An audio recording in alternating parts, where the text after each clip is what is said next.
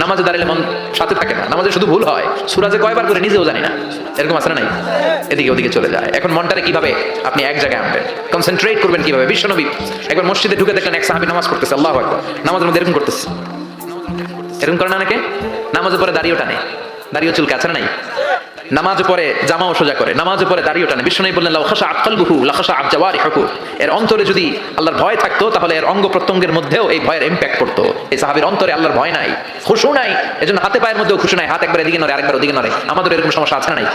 বিশ্বনবী বললেন তোমাদের যদি খুশু খুদু নামাজের মধ্যে বাড়াতে মনে চায়, নামাজের মুসল্লায় দাঁড়িয়ে হৃদয়টারে যদি আল্লাহর আরশে পাঠিয়ে দিতে মনে চায়, তাহলে নামাজের মুসল্লায় যখন দাঁড়াবা মনে করবা এটাই হতে পারে জীবনের শেষ নামাজ। 5টা টিপস দিব আপনাদের মনোযোগ বাড়ানোর জন্য। 5টা। কয়টা? নামাজে মনোযোগায়ন কিভাবে করবেন 5টা টিপস খেয়াল করে রাখেন, কিভাবে নামাজের মনোযোগ বৃদ্ধি করবেন। টিপস নাম্বার 1, সল্লু সলাতান মুআদ্দিয়া, বিদায়ী নামাজ পড়বেন। মনে করবেন হতে পারে আজকের এই নামাজটাই আমার জীবনের শেষ নামাজ। এখন বাজে 10:30, আপনাকে বলা হলো আজ রাত 1টার দিকে আপনার জীবনের হায়াত ফুরিয়ে যাবে, চলে যাওয়া লাগবে না, আমাদের থাকতে পারবো আমরা, চলে যাওয়া লাগবে। রাত 1টায় মালাকুল মউত চলে এসে রূহ কবজ করে নিয়ে যাবে।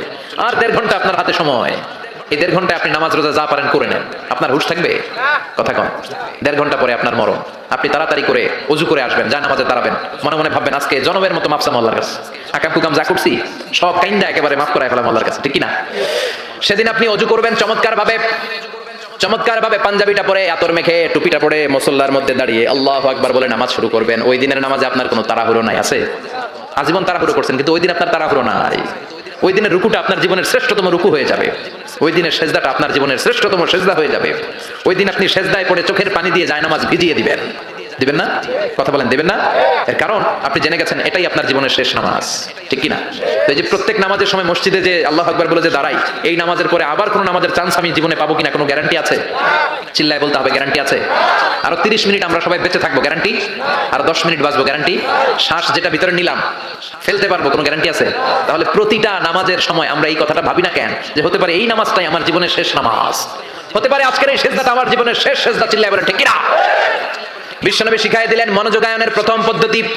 নামাজে মনোযোগ থাকে না, মনোযোগ যদি বাড়াতে চাও ভাবো এটাই হতে পারে জীবনের শেষ নামাজ। সল্লু সালাতান মুআদ্দিয়া, পারফর্ম দ্য সালাহ as if this is your last and final prayer. এমন ভাবে নামাজ পড়ো মনে করো এটাই হতে পারে জীবনের শেষ নামাজ। আজকে থেকে প্রত্যেকবার আল্লাহু আকবার বলার সময় এটা ভাবতে পারবো না আমরা যে হতে পারে এই নামাজটা আমার শেষ নামাজ। এই চিন্তাটা মাথার মধ্যে রাখার দরকার আছে না নাই? সাইয়েদনা আলী রাদিয়াল্লাহু তাআলা আনহু, উনি যখন নামাজে দাঁড়াতেন দিন দুনিয়ার হুঁশ থাকতো না, উনার পায়ের মধ্যে জিহাদের ময়দানে তীর ঢুকেছে, তীর বের করতে গেলেই চিৎকার মারে, কাউরে তীর ধরতে দেয় না। বিশ্বনবী বললেন বেলাল আকিমিস সালাহ, নামাজের একামত দাও। নামাজ শুরু করার আগে এক সাহাবীরা বললেন নামাজের মাঝখান দিয়ে যে তুমি আলীর পা থেকে টেনে তীর বের করবে, কারণ আমি জানি আমার মেয়ের